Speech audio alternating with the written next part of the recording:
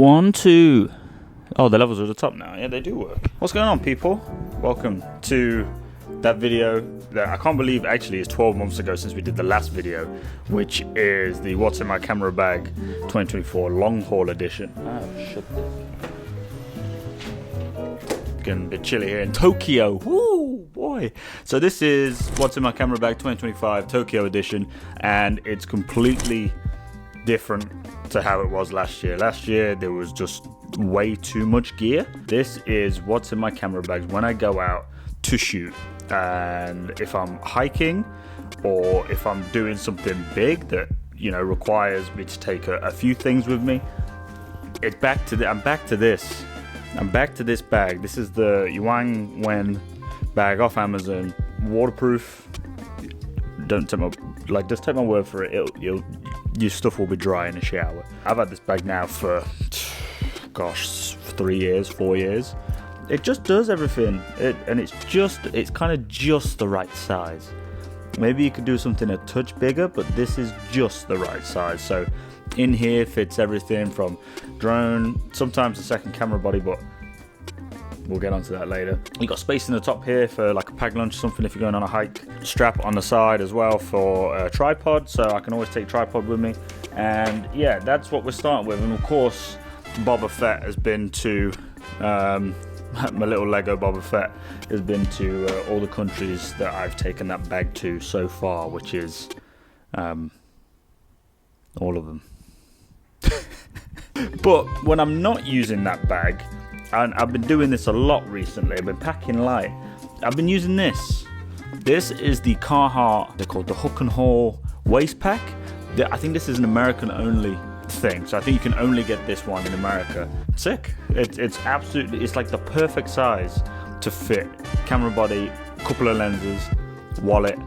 It really is perfect for just everyday carry, you know. So I'll probably break that bag down and do an everyday carry, but we're just going to focus on what goes in for the big stuff. Where to start? I probably best start with the camera body, because I actually get this question a lot now. What camera body do I use to make videos, to make Instagram reels? And it is, I'm obviously filming on it right now, this is the Olympus EM5 Mark III. And I'm sure there's a lot of people out there that might be like, did you just say the EM5 Mark III? Don't they have a newer one out? And yes, they do have an OM5. So OM System do have the OM5 out right now. But personally, when I bought this brand new. It was like £700 brand new. And it was like right at the end of the cycle because the OM5 was coming out. So I felt like I got a pretty good deal on it. This camera now is a bargain. And when I tell you it's a bargain, it is like phase detector, autofocus, microphone input, fully articulating screen, 4K, 30, cinema 4K, viewfinder, lovely vintage SLR styling, that Olympus styling, and it's in silver. And yeah, it's just, for me right now, it's the perfect hybrid camera. Now probably, you know, I will get to a point where I break this camera down for you, because I'm seeing a lot of videos out there, and I feel like creators, we are misleading people into telling them the kind of cameras they need to be buying when they start out. I'm seeing people drop, you know, £3,000 to £4,000 on camera gear, and you know, this poor girl, she didn't even know how a tripod worked. I'm like, what are we doing? What are we doing right now? We're educating people incorrectly. So that's the camera body, the EM5 Mark III. I know there's the OM5, but the step up just isn't enough for me yet. Until they put 4K 60 and 10-bit color in, I just don't really see the problem. One of the downsides, of course, it's 8-bit color, not 10-bit, and I think it's a little bit noticeable. But if we get one with 10-bit color, oh, honestly, I won't need anything else in life. Just that camera and me. That's all I'll need to conquer the earth. Moving on to lenses as well. The lens that I'm filming on to do this, I've spoke about it before, the Lauer 7.5mm micro four thirds lens, full manual lens, but it's the ultralight version, so you can actually put this on one of the DJI drones. I don't know which one it is, if it's the Inspire or whatever it is. You can attach this to one of the DJI drones. Ultralight version, so you know, it saves you a few grams, but the lens itself, the quality, awesome, absolutely awesome. I took a few images that I've shot with that lens on the screen. This lens is sick. The only gripe I have with it is that there is a auto aperture version. So it has a manual aperture ring, which I love because this lens taught me how to do photography, how to set up for video and stuff. I learned so much when I got this lens. So, and I love the fact it comes in silver. The auto aperture lens just doesn't come in silver. I'm not asking for a lot, Lauer. Just make the auto aperture, if it's the 6mm or the 7.5mm, and just make them silver. Just give us a silver option as well. That's all I'm asking. Manual prime lens, f2. Wow, look at the state of this. Yeah, bring that shutter down a touch, eh? You can tell I set up for not as bright of it. Where have you been? Where have you been in the last 20 minutes whilst I was setting this up? Right, I don't know if that's any better. Hopefully we'll just have to pull it down in the grade or something, I don't know. Look how bright that is. I look like Michael Jackson. I don't know. I'm just going to carry on. And this is why everything's so bright right now. And then this is just about to go behind some clouds. It's going to get dimmer again, and we have to reset. It's the only issue with natural daylight, people. Anyway, let's log back in. Second lens, and this lens is the lens. This is the lens I do absolutely everything with. And to be honest with you, it's on my camera 90% of the time. And it is the Lumix 14 to 140 Micro Four Thirds lens. This is the Power OIS. Right now, MPB have dropped the ball. So if you look, MPB, I'm telling you, but at the same time, I'm telling the audience that this lens, there's 3 renditions of this lens. There was the Mega OIS that came out. That's in like a purpley, silvery kind of color. Then there was the Power OIS, the first version. Again, that's got yellow letters. It looks a little bit like they're trying to mimic Leica. And then Lumix kind of did their own thing here. This one is weather sealed.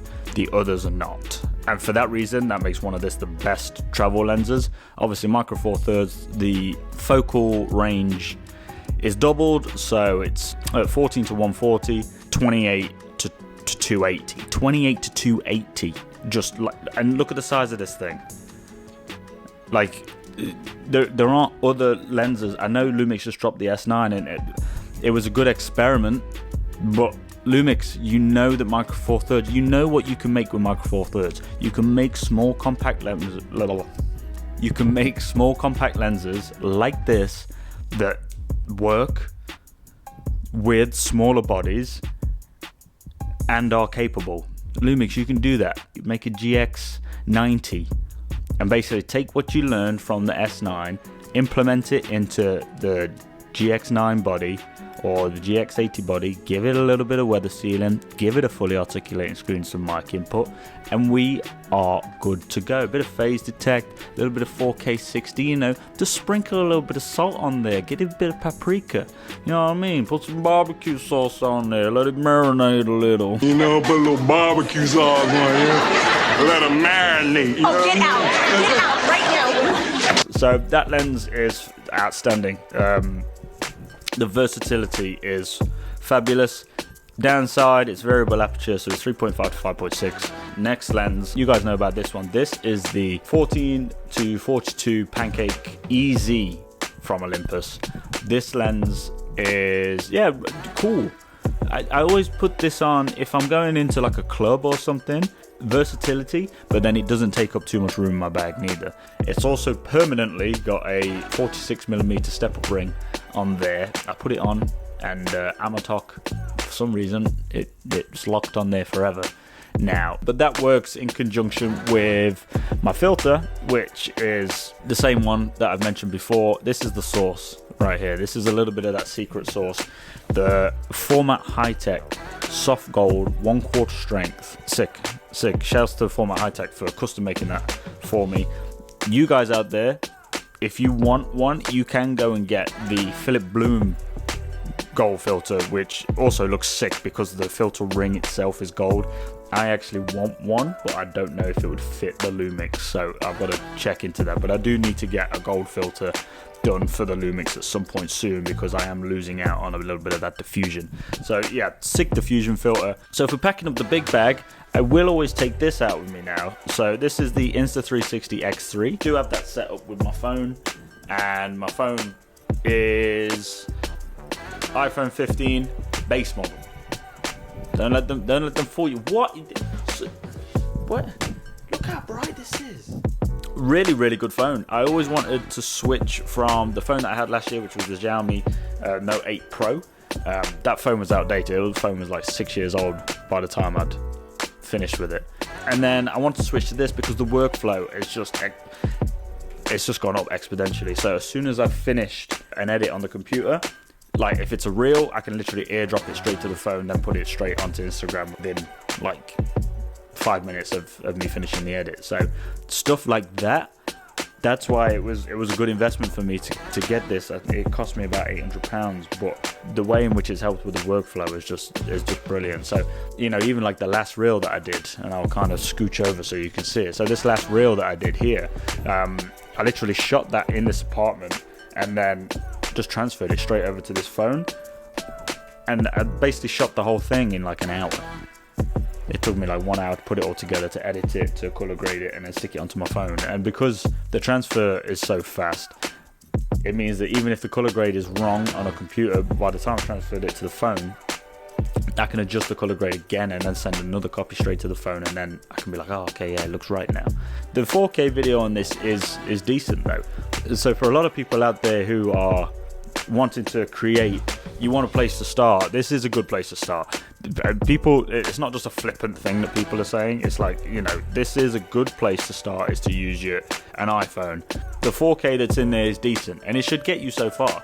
Like, you can do a lot with this. So iPhone 15, headphones always with me. These are the same ones as last year, the JBL Wave Flexes. I'm not sure what's happened, but they have suddenly just gone quiet a bit. So even when I max the phone out, like if I go below halfway on the volume, it's like it's off. It's like there's nothing playing at all. So I'm not sure what's happened. They've just got a bit quiet on me, but still working, still absolutely fine. They're not noise cancelling. What else comes with me?